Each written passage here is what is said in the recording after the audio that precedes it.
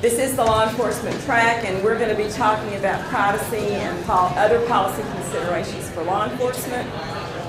Remember to use your social media, your Yammer, and other things that have good information. And for instance, I think the bios of our speakers are there. But I do want to introduce you to our panel. From DHS, we have Lynn Rahilly, I almost got it. Rahilly, Steve Cooper, Skip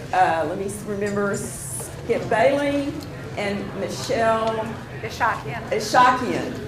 So from the Michelle's from the U.S. court system, and Skip is from Deloitte, right? So we have a nice diversity here, a range of experience and interests. And we want to talk today about, we have some pre-assigned or pre-discussed questions, but what we're looking to get closure on or to get some conclusions on are the major policy and privacy considerations for law enforcement and information sharing agreements. We want to talk about how we can mitigate some of the issues associated with that work, and then what's the legal framework for information sharing. So, Michelle, let me start with you. What are some of the privacy and policy challenges that information sharing creates amongst our world of federal, state, local, tribal law enforcement? Love this question, and I might go a minute or two over my 2 minutes, but it's the only time I'll do it. For the federal judiciary, our single biggest challenge is associated with our mission. We are supposed to be neutral arbitrators in an adversarial system. There are some who would say that us sharing information with law enforcement is antithetical, but it's a little more complex than that. And I will say we do share information, and we do so in a way that preserves our mission by promulgating policy, regulations, and rules. And rules actually have the force of law, and we do that through the Judicial Conference of the United States, which is chaired by the Chief Justice. So that's how we are deliberative when we share information. We are deliberative in the way we've developed our privacy policies. And our programs are very diverse too, and we're everywhere on the continuum of sharing information, from the federal public defenders, which are in fact a component of the federal judiciary, which is a little odd because they're an adversary in the system. So they share nothing. They are essentially walled off and do their own thing within, they don't even like sharing information internally if they can at all help it. Then we have the probation and pretrial system, which until maybe 4 decades ago was part of the Department of Justice. And most of the information in that system is presumed confidential. However, there are very real relationships and necessary relationships we have with institutions like the Bureau of Prisons, the FBI, and that's really a two-way information sharing. And again, because we want the defendants and the offenders to be as candid with their caseworkers as possible, caseworkers, officers really as possible, we do promulgate regulations, so we are specific about what we share. The final area of case information is the complete other side of the continuum, and those are the court case files, which are presumed public unless they've been sealed or otherwise restricted by the order of the court. And that information is available to the whole world through a fee-based system, and people have to pull the information. We do push a few data sets from our course case management systems to the Department of Justice for law enforcement purposes, which I'll get into a little bit later, but you asked about challenges. The biggest one is that tension between privacy and access, and the area that I've been working in most recently, public access. The second challenge, I think, we only collect what we need to do our jobs as a judiciary. A lot of folks who use our data, and we collect it in the manner in which we're most accustomed and we prefer. Now, in the case of the case files, that's PDF documents, and I think it's safe to say the law enforcement community, the public at large, would like us to get away from that. The third challenge has to do with resources. We don't budget for information sharing, and in fact, it takes our top people to negotiate these agreements, construct these solutions. So when we do data share, we want to do it in the most efficient, cost-effective way possible, generally through some kind of technical solution. Skip, what impact or role does civil rights and civil liberties play? Well, I think as she mentioned, the tension is always between access, presumably for good value, either in terms of intelligence or finding people and so forth, versus civil liberties and privacy. And that debate will, I think, continue. I'm not sure there's a straight answer, but even as the Patriot Act came out, and under the pressures of 9/11 and other things that are concerned, and now most recently with some of the revelations with the Snowden case and others, we're starting to see we're starting to have that public debate about what are we comfortable with. How much information should the government have on its citizens, and in some cases on foreign citizens, and how useful is that? And how much does that offend people that are doing it? I think part of the debate, though, has to be more informed. I think we get, under recent, especially in the Snowden case, we're starting to get revelations of activities in foreign countries and so forth. And I think the public is very naive about what goes on in the intelligence community, and who spies on who. We tend to think of spying as being, okay, we're going to spy on all of our enemies, and our enemies are going to spy on us. And yet, it's much broader than that. I think anybody that has had any experience in that area. And so, how much can we stomach as a society when it comes to that external, and then internally? In a previous panel, they said, we're not willing to tell the government much about ourselves, but we'll give away our Social Security and everything for a 15% discount or something. That's right. So what's available publicly often exceeds what's available to government. So what Walmart knows about you, or what Safeway knows about you, in some ways could exceed what the federal government knows about you. And then there's a even further mitigating factor, and that is there is so much information. How much can you effectively use and go through? We talk about monitoring email, for example, and just the volume that would take, and what are we interested in, what are we not interested in, how can we get to the information that may be actionable. So I think all those tensions come together to create a very interesting environment, and the public debate will continue on in this. So, Lynn, I'm going to skip order and ask you to talk about this too, because you are a privacy officer at DHS, you were a privacy officer at TSC, so I want to hear what you had to say about that. Well, I think he's absolutely right that a lot of these are what I would call public questions that need to be determined. We operate the way we do because of the laws that Congress passes, and those laws establish limits on what's permissible and what's not. And the public is never really going to completely understand how the intelligence community operates. If it did, our intelligence community would not be effective, obviously. We all know that. But incidents such as, the Snowden leaks, while, deeply regrettable, I'm sure, on any number of fronts, I'm sure there's a lot of damage that we probably are only beginning to understand. They also bring to the forefront the fact that a lot of these questions are very basic questions that need to be resolved at the political level. You can fault the executive branch,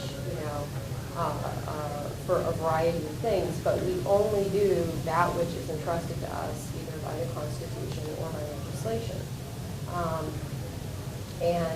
What Congress prescribes is the limits of some of those powers, and how clearly they prescribe the limits of some of those powers. In other words, how subject to elasticity.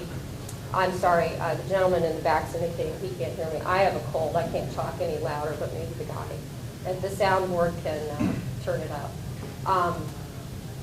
All of those things are really going to be defined by the legislative solutions.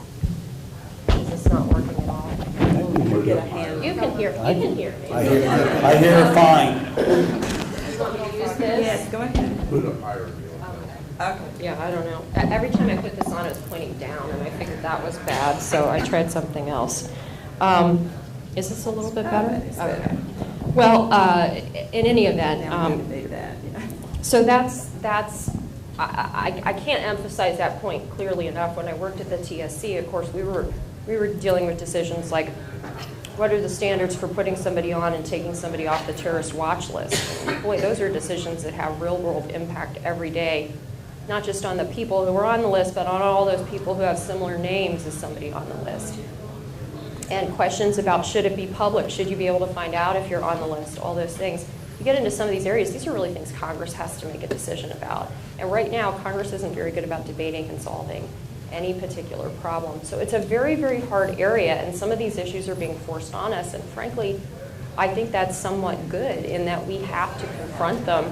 We have no choice, you know. The head of Germany is forcing us to confront them. But, let me just go in. Yeah, please. I agree 100% that the boundaries are defined by law, but the enforcement and interpretation is very broad. And as you said, the laws are not specific enough, and so you go from one privacy officer to another, and how they deal with PII, Yes. for example, could be different. And so, for example, I used to be in the government with ATF, and you know the enforcement of gun laws. There is one act that's a gun law, and then all the enforcement around that is mostly by policy.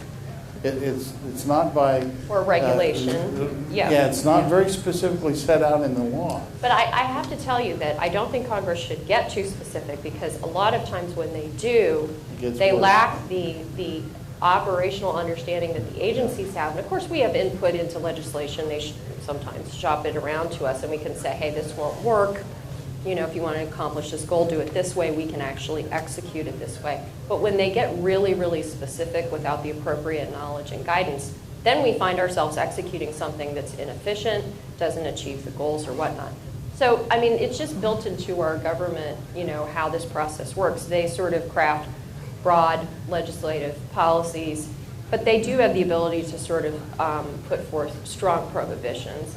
And then obviously the executive branch executes policies, things like Executive Order 12333, which is public, you know, talks about what the intelligence community will do with respect to U.S. persons. And anyone can read that. Now, how that's executed in any given program, of course, it's not going to be transparent to the public. But these types of public discussions and considerations, I think, are critical. And I do think it's a very exciting time right now.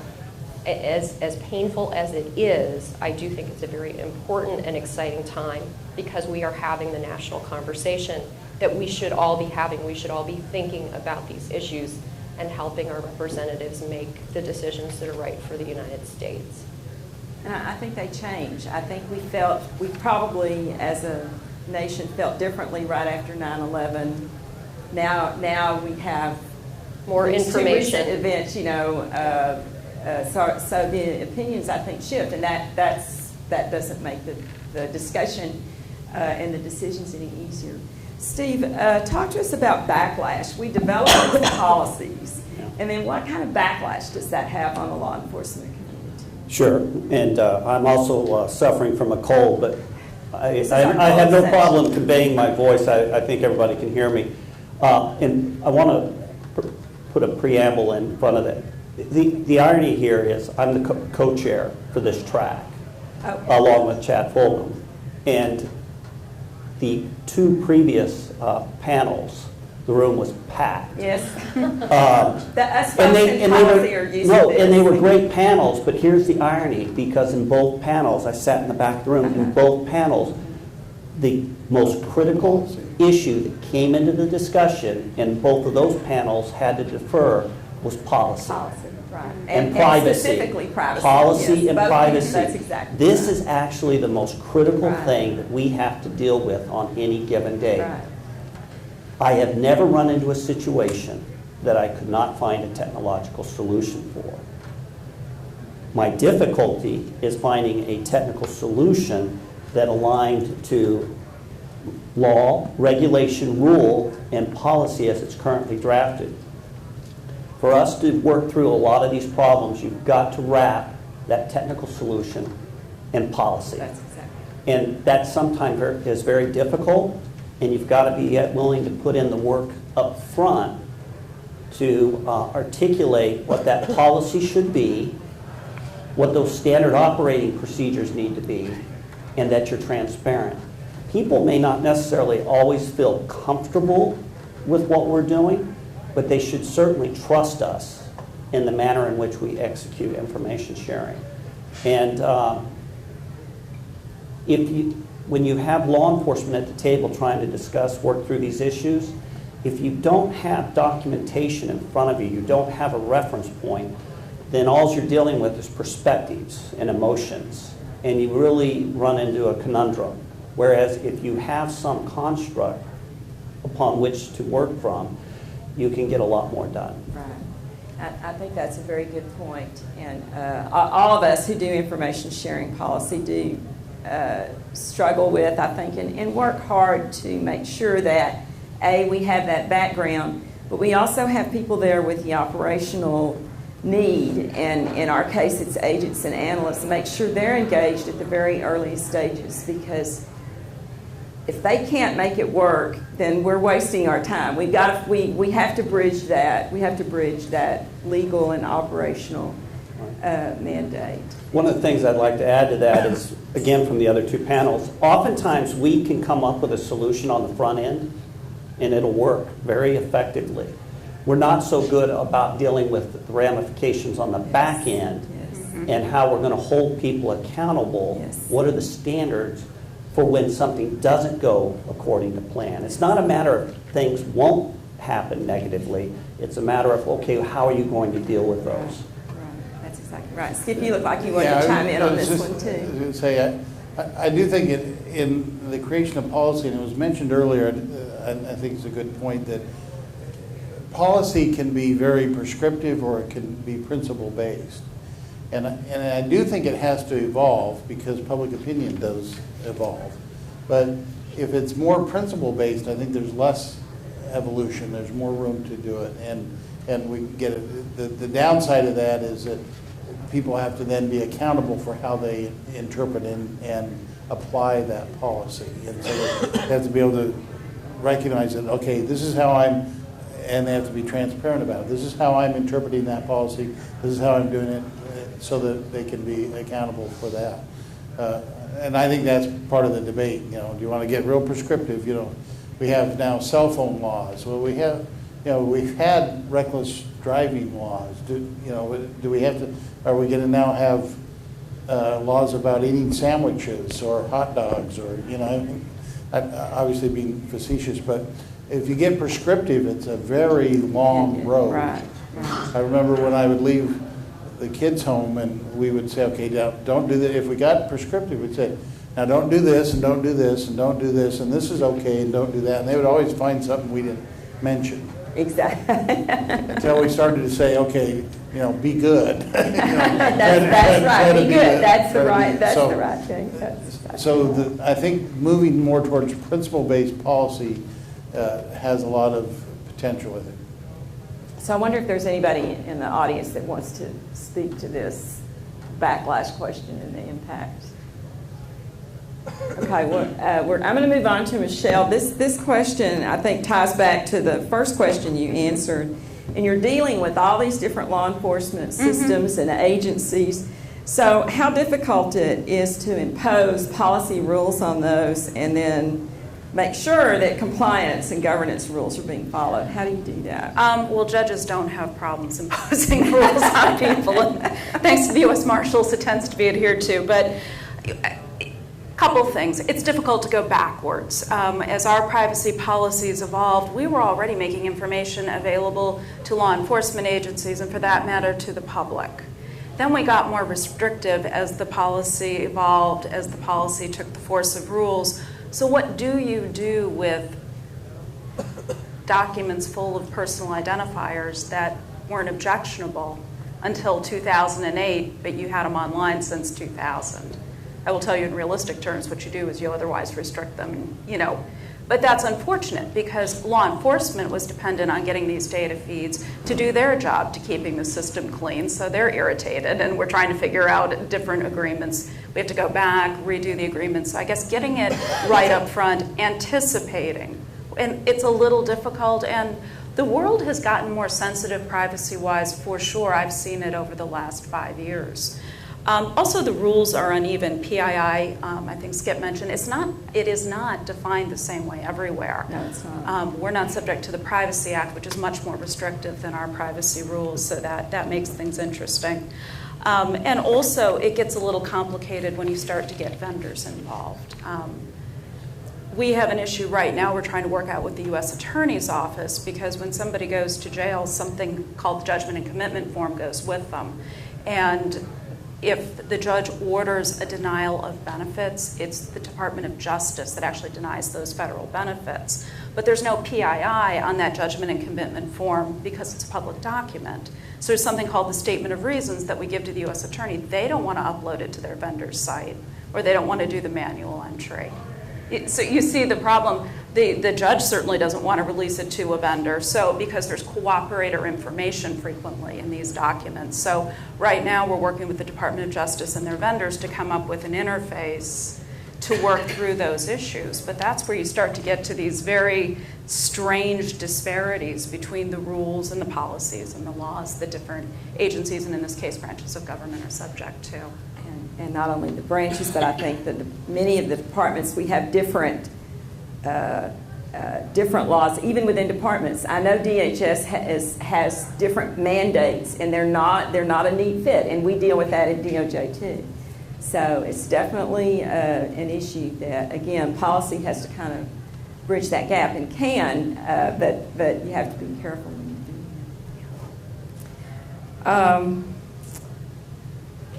So let's talk a little bit about our systems. And are our systems, law enforcement systems, being governed by authorities and regulations? Are there privacy impact assessments, PIAs? Those of us who live in this world talk about PIAs a lot. Steve, can you talk to us about that a little bit? I'm going to defer to Lynn. And I'm going to get Lynn too. Okay, but I will tell you that many of our, in the federal law enforcement community, but also in the state and local, many of our existing law enforcement systems, both biographic and biometric, are dated by many, many, many years. Our systems are, yeah. So these were systems that were built on technology that is, in some cases pushing almost 20 years. Very stovepipe, based on legacy statutes, regulations, and rules, and not necessarily configurable to the environment that we currently find ourselves in. That being said, from an operational perspective, Mr. Casey brought this up in the first, I want to make it a point here. Just because a law or a regulation says we can do something doesn't necessarily mean we should do it. So from a policy and a privacy perspective, as it relates to the information that's in these systems, when we are trying to share it, I think we have to show some degree of prudence versus recklessness. And we have a responsibility to put in place processes as best we can in these legacy systems in order to leverage that prudence and mitigate risk to the greatest extent possible. But from my perspective as an operator, I would advocate at no time are we justified being reckless as it relates to how we share that information. Okay, and then I do, Lynn, would like you to talk about this a little bit too. Yes, we have a couple of laws that require mandatory documentation about our information technology systems in the government, in the executive branch specifically. The U.S. courts are not subject to, I don't think, any of these requirements, the Privacy Act or the E-Government Act. No, well, pieces of the Government Act, not the Privacy Act. Okay. So we are now required since 2002 to write privacy impact assessments on all government IT systems that maintain information about the public, and that is differentiated from information strictly about government employees and government contractors. So our internal human capital systems, for example, we are not legally required to write PIAs on those, although sometimes we choose to, just as a compliance exercise, to do a risk analysis and mitigation assessment. So at ICE, I think we have something like 50-some privacy impact assessments that are publicly available for anyone to read. And frankly, if you sat down and read every one of those, as I have read or written every one of those, you would find out a tremendous amount about what ICE does. And what I find very interesting is over the last 5 years I've been there, when I first started writing these PIAs, sometimes I would go to other parts of the agency who weren't involved in the writing of the PIA, and I'd say, hey, you may want to read this before it goes out because it's going out publicly. And they'd say, well, I don't do privacy. And I'm like, well, I know, but it's a long, in-depth public statement about something we do, both operationally, technically, data collection, data sharing. You just might want to be aware of it before it hits the street. Now what we're finding is people are using these PIAs when they file FOIA requests, for example. It's informing the public, which is exactly what it's intended to do, and informing a variety of ways in which the public, and that includes people who are bidding on government IT contracts, it's informing the way that they deal with our agency. And so people are now starting to better understand how these PIAs serve really more purposes than just putting it in a little box called privacy and leaving it there. And I think that's a very good thing, because the PIA is a very unique document in that it is an intersection of both obviously the privacy analysis, the technology and the data layer, the policy layer, the agency mission and operations layer, all converging together into a single explained narrative document. In the case of DHS, we don't have a check-the-box PIA. These are long narrative forms. So you really do get a perspective on a program or an IT system and the program it's there to support that is kind of hard to find anywhere else. And I think that's a very, very good thing, because it makes government more understandable to the public. And that, to me, informs better decision-making about public policy, about legislation, and other things. I think it's an important point. We're not talking about the classified environment. Exactly. That'd be a whole other discussion. Exactly. This is a sensitive but unclassified environment. And again, not from a policy, a legalistic or a privacy perspective, from an operational perspective, I would even advocate, you have to be transparent. Because if you're not transparent and you lose that trust, that confidence in the people that you're serving and protecting, then it raises a burdensome amount of questions that otherwise we shouldn't have to be in front of answering. We should already get in front of those and answer them up front, so that the people clearly understand why it is we're accessing that information and what we're doing with it. I do think that, again, talking about the classification, I do think that the general public probably doesn't appreciate what classification means, and that becomes an important, even though we're talking about especially law enforcement sensitive that's unclassified, confidential informants' names, there's some people that there's information there that could get people killed that is not classified information. And so people tend to think, well, it's not classified, we should have access to it. So there still is a need to be very judicial, aside from things like social security numbers and, privacy things, there's really some important information, and especially active case, if we're talking about, information sharing for law enforcement, there is a resistance because not everybody's vetted the same way. And that's true even within the federal government, much less state and local. What's a background mean for FBI within the same department? I've worked with and have been at the FBI, I've been at ATF, I've worked with Bureau of Prisons, I've worked with DEA. All of them have a different level of requirement to be vetted. And so when they say, well, I've got this active case, am I going to share that? And they're thinking, just recently down in Florida, there were some people working in the police department that were convicted felons, but they hadn't been vetted. So you say, am I going to share information about an active case with a potential leak there that is real?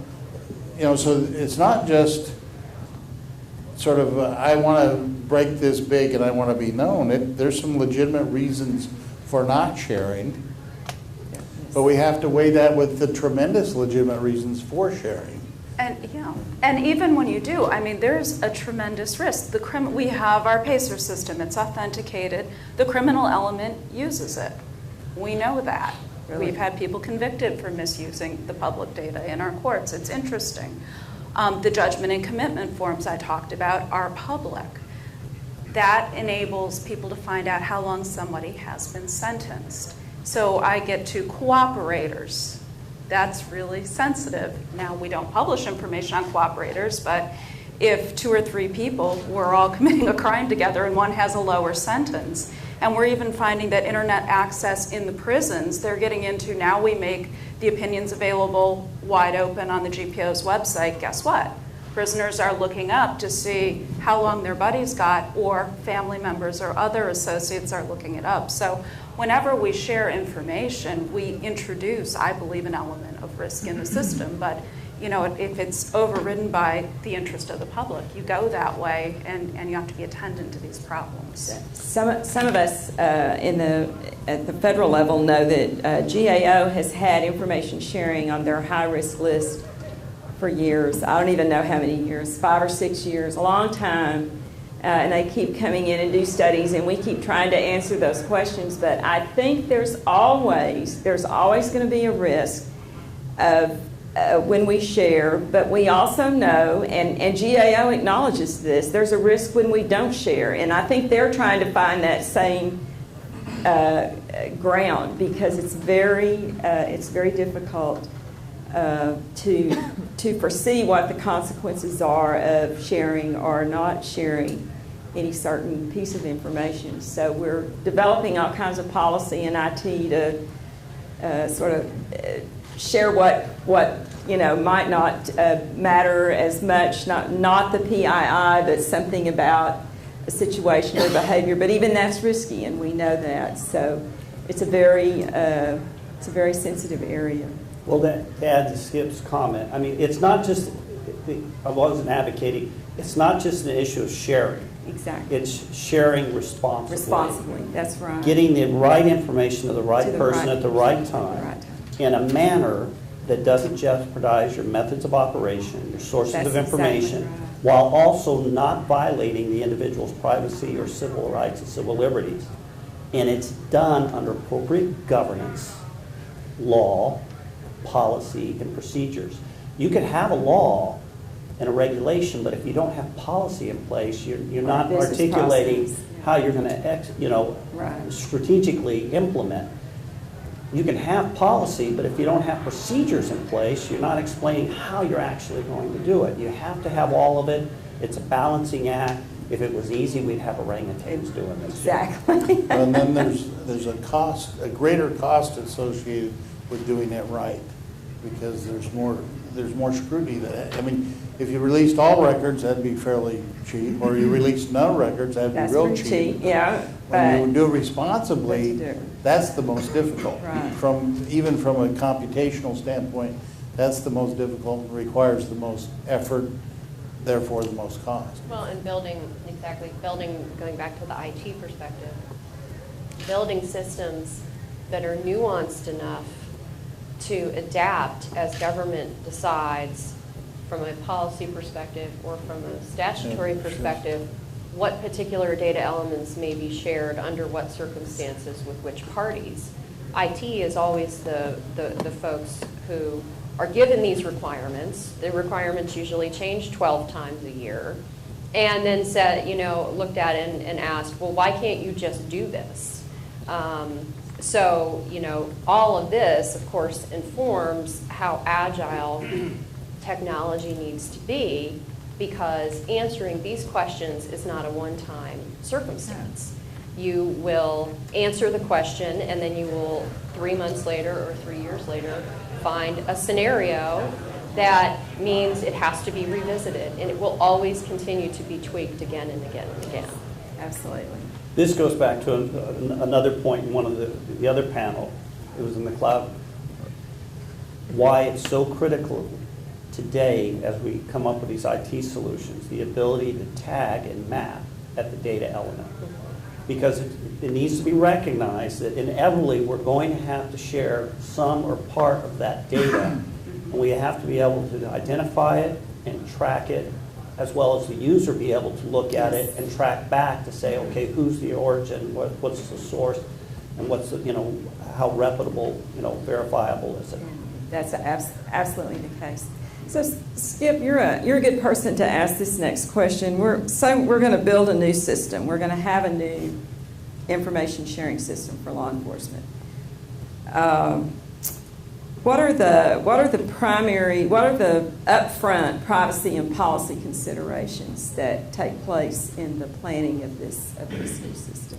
That's a good question. Obviously, the first question is what kind of information are we dealing with? Right. And so is there information in there that conceivably would have some privacy issues or some things that we couldn't share for other sensitive reasons? And then, I think, as Steve made the point, the more you can get structured data and identify it, that works great. You can identify and be consistent in the way you organize that structured data so that you can say X, Y, Z fields are the ones that are sensitive for this reason, QRS are sensitive for this reason, and then that makes it fairly easy. The problem is the great volume of data that we're starting to get more and more of is unstructured data. And so unstructured data creates a whole new set of problems. In fact, I remember, years ago when I worked at FBI, I was doing some work with the Records Management Division. I got to see some FOIA requests that were redacted manually. And so you'd get this page, this page that was typewritten and it was all blacked out but about 4 words. Mm-hmm. It seemed to me like it was pretty useless to whoever got the FOIA request. But somebody had manually redacted pretty much everything on the page. And that's the unstructured data problem, is that you have notes fields or other fields that could have very sensitive kinds of information. And that's much harder to do from a machine standpoint. And we may be moving into almost an artificial intelligence kind of environment where we're going to have to handle that, because to do it manually with the volumes that we're dealing with becomes untenable, really.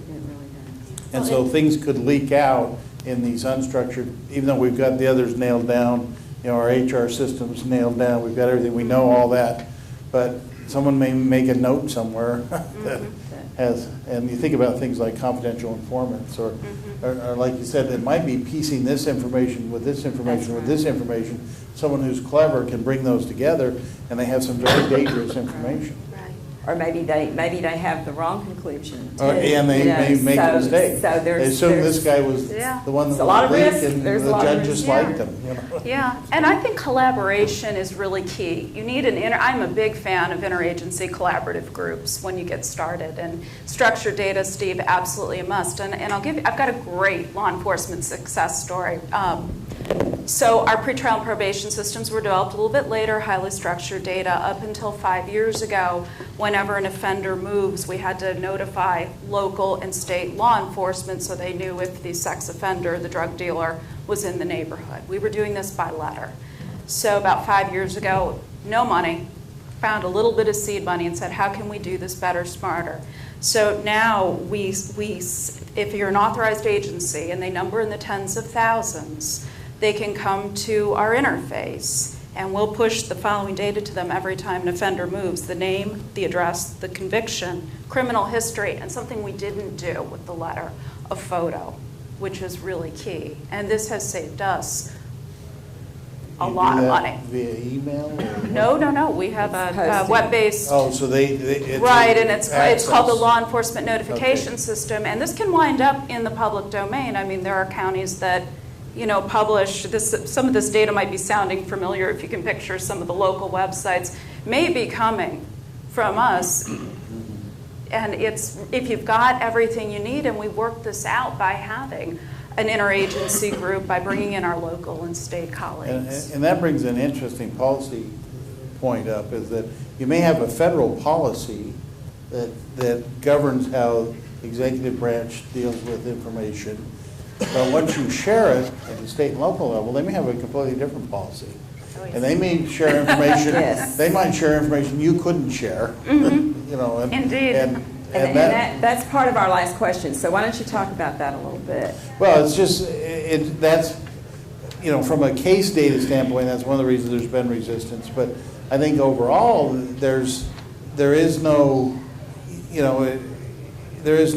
uniform policy And maybe there shouldn't be. I'm not necessarily advocating that, Absolutely, because right. you know, you get into, you know, who's calling the shots, and maybe Right. state and locals have a better idea of how to run things. I don't know, but you really can have policy. You know, federal policy doesn't always supersede state and local policy, and it Exactly. depends. So federal policy about how federal agencies handle data does not supersede how state or That's local right. agencies That's handle right. data. That is And exactly. so that creates that chasm that things happen maybe in unpredictable ways. Right. But So, but to mitigate that to some degree, it's not a panacea, is to create these interdepartmental or interagency service agreements. yes. And case in point, what, Lynn, 8 years now? I mean, going back almost a decade, you have these regional information sharing services. There's a number of them out there. And there are exceptions, but with those exceptions, we're talking a decade. For the record, there has been no breach of a source of information or the release of information that resulted in somebody being grievously harmed. However, there are a multitude of success stories, but technologically, they vary. The only thing that successfully is tying those together today is the policy, these agreements that have to be drafted by the parties, and a commitment to perform auditing Yes. and reviews on a periodic basis to validate that everybody's playing by the same set of rules as contained in that agreement. That's not a technical solution. Right. That's a policy Policy. solution to address something that technology is not going to be able to deal with for the foreseeable future. Yeah, and I shouldn't be clear. I think I maybe lean too much. I'm really an advocate of information sharing. Not in opposition, but I do No. recognize the difficulty. We just have to do it.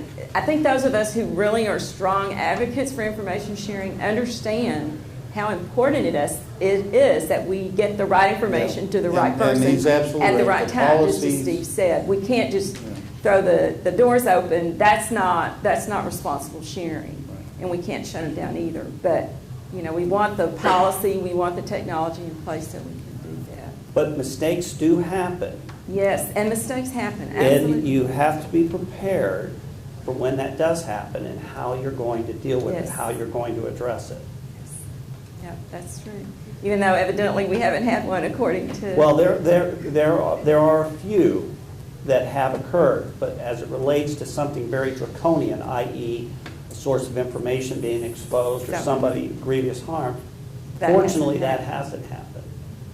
So that's good. Okay, I think we have about 1 minute left, but if anyone does have any comments, yes. I have a question.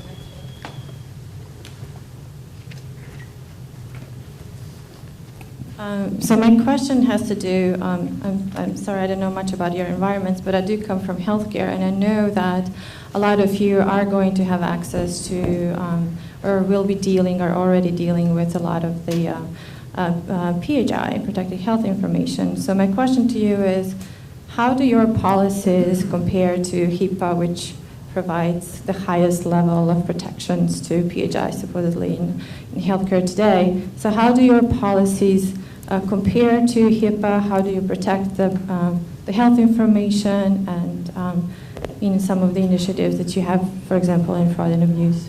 Thank you. The federal judiciary isn't subject to HIPAA, but our treatment service providers are.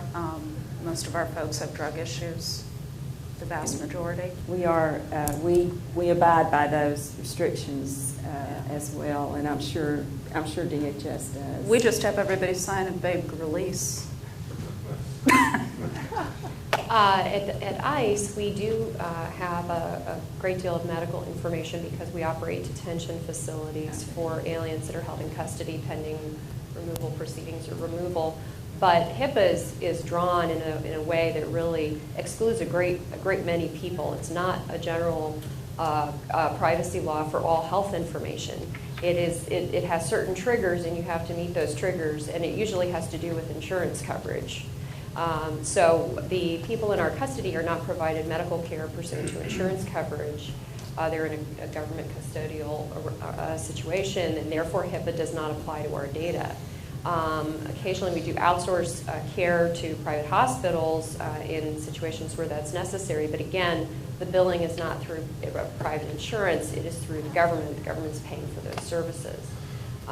So what will be interesting is when we get these networked health information exchanges set up, where the idea is even if an alien were to come into our custody, perhaps it's an LPR who's been living here for a number of years, is convicted of a crime and suddenly becomes actionable under the immigration laws, we may take custody of that person depending on the crime. They may be held in our facilities. Will we be accessing their medical records from their private doctor or their employer-sponsored health plan and sort of ingesting that information into our system in order to provide them continuing care while they're in the ICE detention facility? And those are things that are on the horizon, but we have not yet reached. So I think those questions are pending, but it is important to recognize that PHI is not covered by one patient health information is not covered by one overarching set of requirements.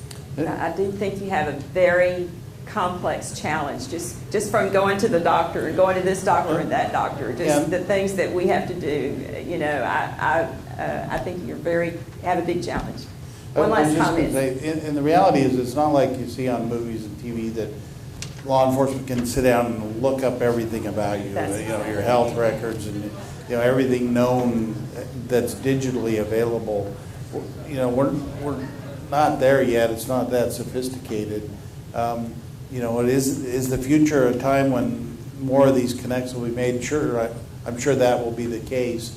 I think we're a long way off from having one authoritative source about you with everything in it that exists, and maybe that's a good thing for privacy. I don't disagree. I think there's a certain value in having the ability to have parts of your life and your history be forgotten and not be immortalized. I really don't know what that bodes for all of the children today on Facebook, Instagram, documenting every aspect of their life, but I'm just very happy I'm not them, quite frankly. Thank you.